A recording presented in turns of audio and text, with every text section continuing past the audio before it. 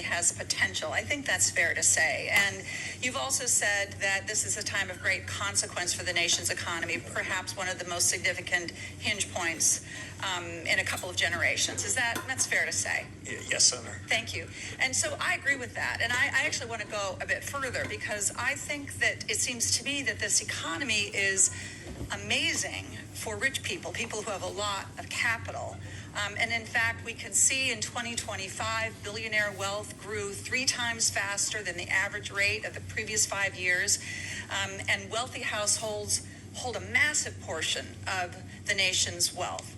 And this, I think, is the tipping point that our economy actually faces right now. And I can tell you that in Minnesota, a lot of people are telling me that it is harder and harder for them to afford the basics. They aren't rich. They don't have enough money to pay their bills, to pay their doctor's bills.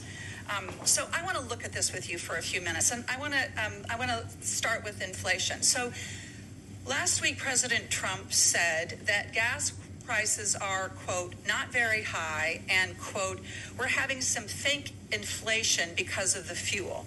So understanding what you've been saying about data and measurement and all of that, let me just ask you, do you think that gas prices going up 20% is fake inflation? Senator, the gas prices, like beef prices, eggs, milk, and the rest, they move, and when they move in the wrong direction, American people are hurting by it. There's no question about it. That's right. American people feel it. It's not fake to them. It's money that they don't have in their pocket because gas is up 20%.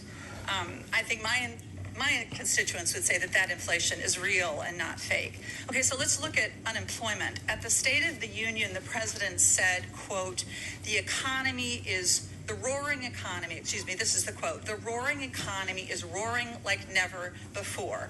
So do you agree with that statement? Is that how you see the economy, that is roaring like never roaring before?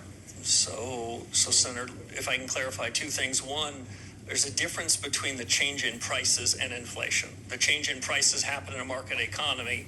When inflation moves up, that's because the Fed had something to do with it. Now, on the state of the economy, I would say that the broad contours of the economy are improving. The potential of the economy, the real results of the economy are improving, but I think it can improve more. And I think in the years ahead, I think the economy's potential is strengthening. So, the reality is that the economic data, understanding what you're saying about economic data being not imperfect, there was almost 0 job growth in 2025. And so that looks to me like not a roaring economy. It looks like a weak economy, which is what my constituents are telling me back in Minnesota. Let me go to one last look at this.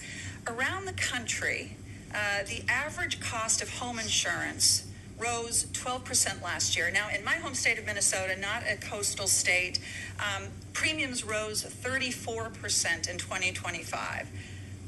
This is, of course, caused by extreme weather events, hail, floods, tornadoes, hurricanes, climate change. So is that inflationary, in your perspective? Is that increase in home insurance, property and casualty insurance, isn't that inflation? So, Sarah, if I can answer 2 questions that I think I heard, and we talked about both of these in your office. When we look at the payroll numbers every month and we ask ourselves whether it's good or bad, the job you gave to the Federal Reserve is to ensure we're at maximum sustainable employment. I think broadly speaking, the economy is running about close to full employment, though we never know what the right number is. So if Americans that want a job can find a job, then by the Fed's metric, we're at full employment. On the question of insurance premiums and the rest, when I look broadly across the economy, I would say when we look at health care, when we look at education, when we look at housing, those prices have tended to go up more. In the less regulated parts of the economy, we've seen a downward structure, a downward change in prices, and we try to aggregate them the best we can. But I'm not exactly sure what your point is there, but I would just say that my point here is that rising home insurance rates caused by increasing extreme weather events, climate change, is another inflationary pressure that people in my state are dealing with. And this, of course, the reason I'm focusing on this is because I'm worried that because of the pressure that you are going to be under from the president to lower interest rates, that this inflationary pressure that my constituents are feeling is going to get worse and not better. And so I don't have time to ask my last question, but it is literally this. The president has said that he demands that the next Fed chair will lower interest rates. And I take him at his word at that, and that is what causes me such grave concern here. Thank you, Mr. Chair. Yes, ma'am. Senator Loomis. Thank you, Mr. Chairman.